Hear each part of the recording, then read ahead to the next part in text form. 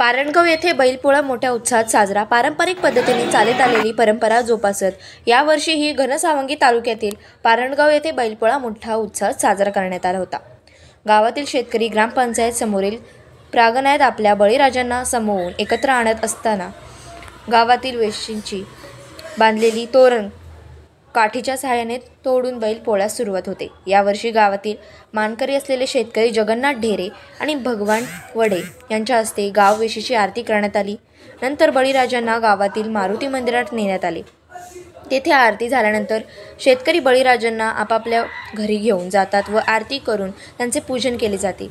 या प्रसंगी गावातील शेतकरी भास्कर बप्पा ढेरे, रामेश्वर ढेरे, गणेश सातपुते, अंबादास ढेरे, पांडुरंग ढोंबरे, दामोअण्णा ढेरे, नामदेव भालेकर, अर्जुन ढेरे, श्रीराम सातपुते, बडूनाना मणपे, सीताराम आढाव, विष्णू मुळे, ज्ञानेश्वर गोरे, मंडू लहाणे, दत्ता शिंदे आदी शेतकरी व गावकरी मोठ्या संख्येने उपस्थित होते।